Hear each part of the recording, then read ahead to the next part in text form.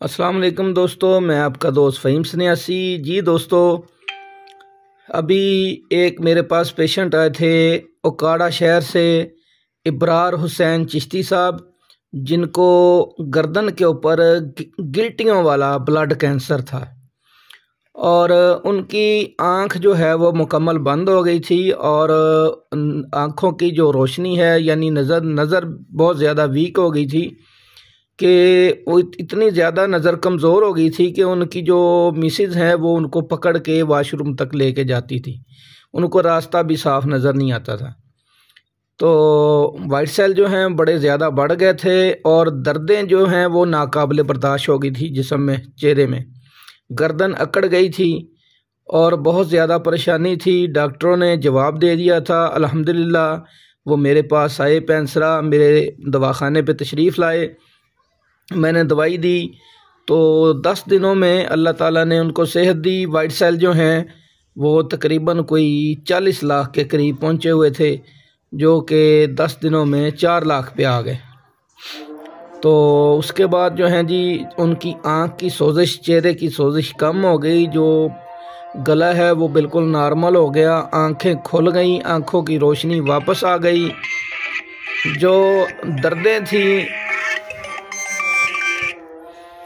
जो नाकाबिले बर्दाश्त दर्दें थी उनकी, अल्हम्दुलिल्लाह वो दर्दें भी ठीक हुई।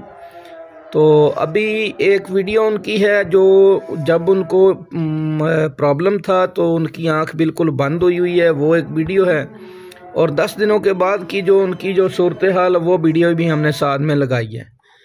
तो अल्हम्दुलिल्लाह अल्लाह ताला ने उसको सेहत दी है, माशाल्लाह वो उसे याब हुए हैं। तो ये हमारा जो कैंसर का फार्मूला है, बड़ा कामयाब फार्मूला है।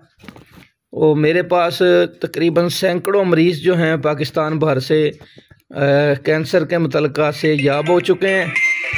तो जो दोस्त भी कैंसर की मेडिसिन लेना चाहता है तो या ट्रीटमेंट करवाना चाहता है, तो दोस्तों से अपील है कि जो जब लास्ट स्टेज में आ जाते हैं फिर डॉक्टरों को छोड़ के हमारी तरफ रजू करते हैं, तो खुदारा पहले ही रजू करें ताकि अपने मरीज़ को चीर फाड़ से आप बचा सकें और उसका बेहतरीन ट्रीटमेंट करा सकें। मेरा नंबर है 0307 5192 905। अस्सलाम वालेकुम। अस्सलाम वालेकुम रहमतुल्लाहि वबरकातुहू जी। मेरा नाम इब्रार हुसैन चिश्ती है, ओकाड़ा तो अर्ज़ कर रहा। मैनू कोई शरसे दराज तो गालबन 1.5-2 साल तो मसला सी। मैनू कोई गिल्टियां वाला कैंसर दसिया गया, तो जिदी वजह नाल मेरे वाइट सैल बहुत ज़्यादा बढ़ गए और जिदी वजह तो करके मैं बड़ा परेशान सी। तो इलाज मुआलजा बहुत कराया लेकिन कोई ख़ास फ़र्क नहीं पिया। फिर सानू पता चलिया जी माशाल्लाह हकीम मोहम्मद फ़हीम सन्यासी साहब फैसलाबाद तो असी फिर उन्होंने को गए हाँ, तो जिदा रिजल्ट है कि 10 दिन की उन्होंने दवाई दी। बहुत अच्छे मेहमान नवाज ने, बड़ी अच्छी उन्होंने खिदमत की, मेहमान नवाजी की, हौसला अफजाई की, साढ़े नाल मुहब्बत फरमाई, खुदा तरस बंदे ने और इंसानियत का जज्बा उन्होंने अंदर असी देखा तो बड़ा दिल खुश होया। तो उस दे बाद तकरीबन 10 दिन तो बाद मेरी अख जी सी बिल्कुल बंद सी, कन बिल्कुल अंदर दाखिल हो चुका सी, बिल्कुल सुन सी ये सैड जिस तरह कोई है ही नहीं, एहसास ही इस चीज़ का नहीं सी है। गर्दन थले नहीं सी होंदी, दाएँ नहीं सी होंदी, बाएँ नहीं सी होंदी, तो इन्फैक्शन बहुत ज़्यादा सी अंदर।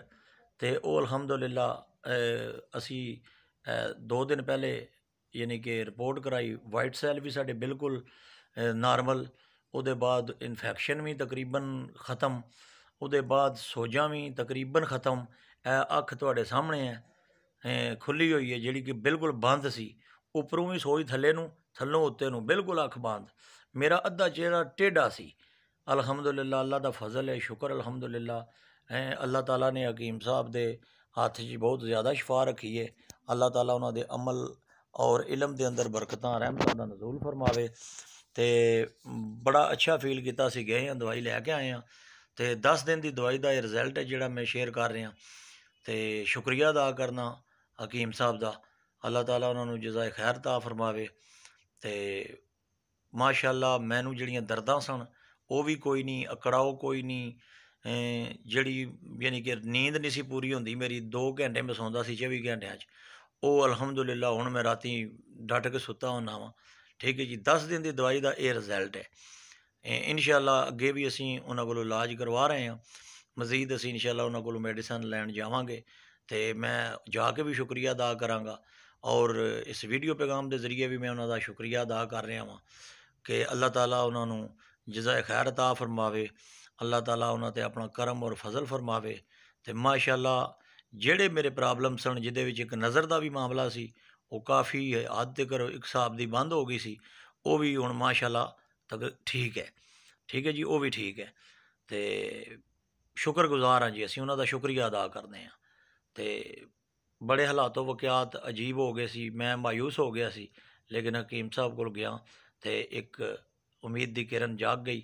ਅੱਲਾਹ ਤਾਲਾ ਉਮੀਦ ਹੈ ਕਿ ਮੈਨੂੰ ਬਹੁਤ ਜਲਦ ਇਨਸ਼ਾਅੱਲਾ ਨਾਰਮਲ ਆਮ ਜ਼ਿੰਦਗੀ ਦੀ ਤਰਫ ਗਾਮਜ਼ਨ ਕਰ ਦੇਗਾ। ਅਤੇ ਮੈਂ ਇੱਕ ਵਾਰੀ ਫਿਰ ਕਹਿਣਾ ਵਾ ਜੀ ਕਿ ਹਕੀਮ ਸਾਹਿਬ ਦਾ ਬਹੁਤ ਬਹੁਤ ਸ਼ੁਕਰੀਆ, ਜਿਨ੍ਹਾਂ ਨੇ ਇਤਨੀ ਮੁਹੱਬਤ ਫਰਮਾਈ और इतना इखलास और इतनी मुहब्बत वाले इंसान ने। अल्लाह ताला इन्हों अपने महबूब के सदके इस चीज़ का अजर अजीम अपनी शान दे लैक अता फरमाया। आमीन सुम्मा आमीन।